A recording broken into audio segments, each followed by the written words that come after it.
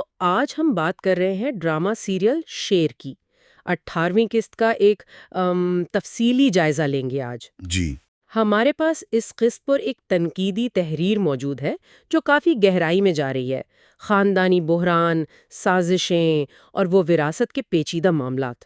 ہاں تو مقصد یہی ہے کہ سمجھیں کہ اس قسط میں یہ سب چیزیں، یہ تناؤ کیسے دکھایا گیا ہے۔ بالکل، اور یہ قسط ہے بھی خاصی دلچسپ، خاص طور پر جس طرح سے وہ زمین، غیرت اور نفسیاتی داو پیچ جیسے موضوعات کو استعمال کیا گیا ہے نا کہانی میں۔ صحیح۔ تو دیکھتے ہیں یہ تحریر ان پہلوؤں کو کیسے دیکھتی ہے، یہ واقعی اہم ہے۔ اچھا، تو کہانی کا ایک بڑا حصہ تو وہ آبائی زمین کے فروخت کا مسئلہ ہے۔ جی ہاں، کاکا تو وہ تو سخت خلاف ہے بیچنے کے، اس کے لیے وہ صرف زمین کا ٹکڑا نہیں ہے، وہ کہتا ہے یہ نسلوں کی پہچان ہے، غیرت کا نشان ہے۔ صحیح کہا۔ لیکن جو دلچسپ بات ہے وہ یہ کہ خواتین کردار جیسے شیتاج اور تہمینہ وہ اس معاملے میں آگے آ رہی ہیں، مردوں کو ایک طرح سے اکسا رہی ہیں کہ ٹینڈر میں حصہ لیں، یہ بہت اہم نکتہ ہے۔ تاکہ خاندان کی، شاہ زمان کی عزت بچائی جا سکے۔ یہ کافی الگ بات ہے۔ بالکل، یہاں زمین کی اہمیت صرف آپ کہیں مالی نہیں ہے، وہ ایک علامت بن گئی ہے نا، خاندانی تاریخ کی، طاقت کی۔ جی، اور تنقیدی جائزے میں بھی یہی بات کہی گئی ہے، اور اس سے بھی اہم بات جو آپ نے کہی وہ خواتین کا کردار ہے۔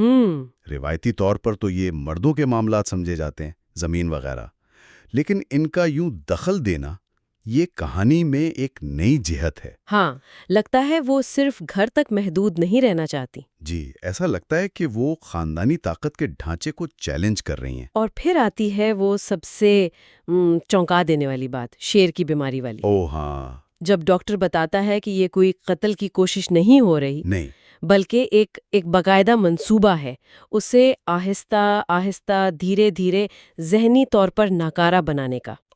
اس سے تو ساری کہانی کا رخ ہی بدل جاتا ہے۔ بالکل، یہ چیز معاملے کو ایک عام خاندانی جھگڑے سے کہیں زیادہ آپ کہیں سنگین بنا دیتی ہے۔ بہت زیادہ۔ یہ جسمانی حملہ نہیں، یہ تو نفسیاتی جنگ ہے۔ اور جائزے کے مطابق بعد میں جب فضر کو یہ پتا چلتا ہے کہ اس سازش کے پیچھے شیر کے چاچا ہیں، اچھا، اور ان کا مقصد صرف شاہ زمان کی دولت ہتھیانا ہے، تو یہ لالچ کی ایک بہت بھیانک تصویر سامنے آتی ہے۔ مطلب کرداروں کے اندر کی جو کشمکش ہے اور لالچ۔ جی، اور یہ طریقہ اپنانا، کسی کو ذہنی اذیت دے کر کمزور کرنا، یہ خود ان کرداروں کی نفسیات کے بارے میں بہت کچھ بتاتا ہے۔ صحیح۔ اچھا، تو اس تحریر میں قضاء کی کچھ خوبیوں کا بھی ذکر ہے؟ جی بالکل، تعریف بھی کی گئی ہے۔ جیسے کہانی کی بند کافی مضبوط بتائی گئی ہے۔ وہ وراثت، عزت، طاقت جیسے جو بڑے موضوعات ہیں انہیں اچھی طرح سمیٹا گیا ہے۔ اور مکالمے بھی، ہاں، وہ کافی جاندار ہیں، جذباتی ہیں، خاص طور پر جیسے قکا کا زمین سے جڑا وہ موقف، وہ اصرار۔ ہاں، وہ بہت پاورفل تھا۔ اور فضر کی وہ بے چینی، اپنے محبوب کے لیے تڑپ، وہ بھی محسوس ہوتی ہے۔ ٹھیک۔ اور ہاں، خواتین کرداروں کی مضبوطی کو بھی سراہا گیا ہے۔ شتاج، تہمینہ، کہ وہ کیسے حالات کو اپنے قابو میں کرنے کی کوشش کرتی ہیں، روایتی خاموشی کو توڑتی ہیں۔ جی۔ اور یہ جو نفسیاتی سازش والا عنصر ہے نا، یہ ڈرامے کو ایک الگ ہی سطح پر لے جاتا ہے، روایتی کہانیوں سے ہٹ کے۔ ایک تھرلر کا رنگ آ جاتا ہے۔ بالکل، ایک پیچیدہ تھرلر جیسا۔ لیکن کچھ کمزوریاں بھی ہوں گی یقیناً، جائزے میں کچھ بتایا گیا؟ ہاں، کچھ کمزوریوں کی طرف بھی اشارہ کیا گیا ہے، جیسے شروع کے کچھ سینز ان کی رفتار تھوڑی سست محسوس ہوئی ہے، ایسا لکھا ہے۔ اچھا۔ اور وہ جو شیر کی بیماری والے مناظر ہیں ان میں اداکاری میں کہیں کہیں مزید گہرائی کی گنجائش محسوس کی گئی۔ ٹھیک ہے، مطلب پرفارمنس میں تھوڑی کمی لگی۔ جی، کچھ جگہوں پر۔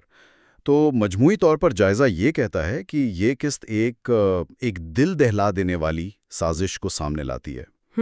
وراثت کی جنگ ہے، بدلتے ہوئے سماجی کردار ہیں، خاص طور پر عورتوں کا حوصلہ، ان سب کی عکاسی ہے۔ لالچ، ذہنی تشدد۔ ہاں، لالچ، ذہنی تشدد اور عزت کے جو معنی بدل رہے ہیں، ان موضوعات کو سامنے لایا گیا ہے۔